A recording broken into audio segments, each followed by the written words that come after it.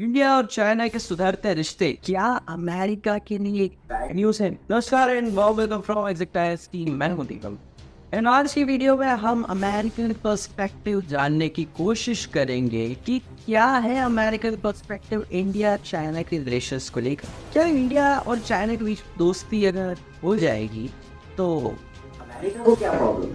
लेकिन ये अमेरिका की एक बिगेस्ट नाइटमेयर। आप जरा सोचने की कोशिश करिए।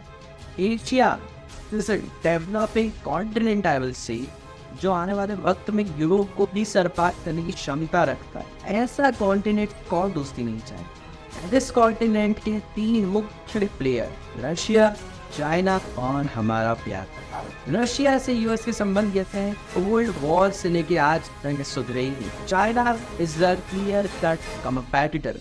और तीसरा अब आता है इंडिया, जिससे अवश्य अमेरिका जैसी कंट्री दोस्ती ही रखना प्रेफर करेगी। लेकिन पिछले कुछ दिनों में कनाडा और रशिया ने कुछ ऐसी चीजें कर दी जिससे हमको ये क्लियर समझ आ चुका है कि कौन हमारा दोस्त है और कौन छुरा दोस्त। यहाँ पर क्लियरली कनाडा और यूएस की बात कर रहा हूँ। इस प्रकार से कनाडा के प्राइम मिनिस्टर जस्टिन ट्रूडो ने क्लियरली इंडिया पर एलिगेशंस लगाए कि इंडियन गवर्नमेंट का हाथ है खालिस्तानी लीडर्स को मारने में। और किस प्रकार यूएस ने इंडिया के रॉ एजेंट को एक मोस्ट वांटेड अटैक दे दिया। ये शो करता है कि कैसे फाइव आइज कंट्रीज एक है और ये इंडिया को सिर्फ अपने स्वार्थ के लिए ये चाहते रहे। अब यहीं पर वापस से हमारे पॉइंट पर आते हैं कि इंडिया चाइना रिलेशन से का क्या लेना है। देखिए, जितने ज्यादा संबंध चाइना और इंडिया के अच्छे होंगे उतना ही रशिया के लिए फायदेमंद होगा, क्योंकि रशिया के दोनों अलायंस हैं। और जितना ही इनके रिश्ते खराब होंगे उतना ही यूएस के लिए अच्छा होता है। क्यों? क्योंकि फिर हम यानी कि इंडिया अमेरिकन सपोर्ट के लिए मजबूर हो जाए। इतना बड़ा एशिया सब कॉन्टिनेंट में साउथर्न एशिया यानी कि इंडियन सब कॉन्टिनेंट में पाकिस्तान, अफगानिस्तान, आपके बांग्लादेश, ये सारी कंट्रीज आती है। ये सब इनेबल हो जाएंगे अमेरिका, स्पेशली इंडिया जो कि one of most powerful country actually not only in Asia, in world. And America जैसा समझदार देश नहीं चाहेगा कि इंडिया से एक इम्पोर्टेंट कंट्री को खो दे।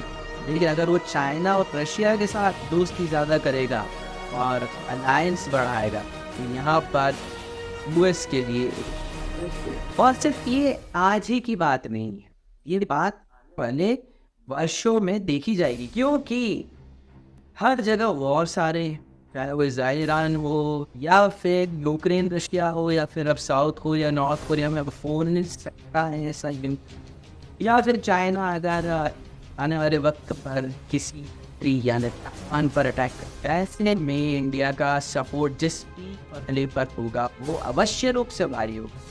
आने वाले वक्त में अगर वन न करे, वर्ल्ड वॉर हुआ, इंडिया जिस पक्ष होगा अवश्य रूप से वो पक्ष नहीं हो। हम स्ट्रेटेजिकली, हम इकोनॉमिकली आज बहुत आगे हो चुके। ऐसे में कोई भी कंट्री उससे दुश्मन नहीं चाहेगा।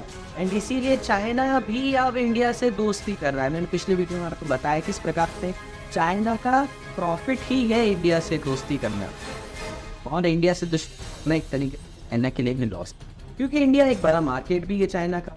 उसके अलावा इंडिया एक पावरफुल कंट्री है।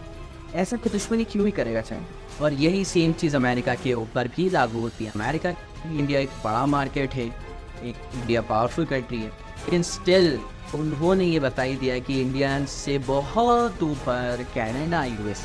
ठीक है, उनके लिए अगर कनाडा इतना ऊपर है ही सही, तो हमारे प्राइम मिनिस्टर ने रशिया जाकर ब्रिक्स समिट में अपना भाग लिया, जहाँ पर आप ये वीडियो देखिए, क्लियरली यहाँ पर दिख रहा है कि किस प्रकार से पीएम मोदी का वेलकम हो रहा है।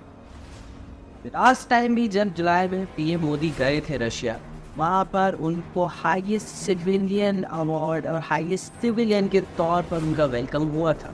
ऐसे में इस बार जब वो गए हैं रशिया, यहाँ पर धूमधाम से हुआ है। एक और वीडियो मैं आपको दिखाना चाहूँगा, ये वीडियो देखिए। У нас такие отношения, что я считал, что вы и так все понимаете. हमारे इतने रिश्ते हैं कि मुझे ऐसा लगा कि आपको कोई अनुवाद नहीं चाहिए। इस वीडियो में पुतिन क्लियरली कह रहे हैं कि अब तो हमें ट्रांसलेशन की कोई आवश्यकता नहीं है। मोदी जी और हम इतने अच्छे मित्र हो चुके हैं, इंडिया और रशिया इतना अच्छा मित्र हो चुका है। ये एक बहुत बड़ा मैं कहूँगा स्लैक है उन कंट्रीज़ पे जो हम पर एलिगेशंस लगा रहे थे, यानी कि कनाडा और यूएस। एंड मैं कहूँगा यूरोपियन कंट्रीज एंड यूएस बहुत माइन्यूटली ये सब चीज़ें ऑब्जर्व कर रहा था। बीबीसी के एक आर्टिकल में ये तक कहा गया कि पुतिन को इतनी जगहों से बैन कर दिया गया है, तो ऐसे में व्यक्ति क्या करेगा? एक बड़ा भव्य समारोह का फंक्शन लाएगा जिसमें बड़े बड़े लीडर्स को बुलवाएगा।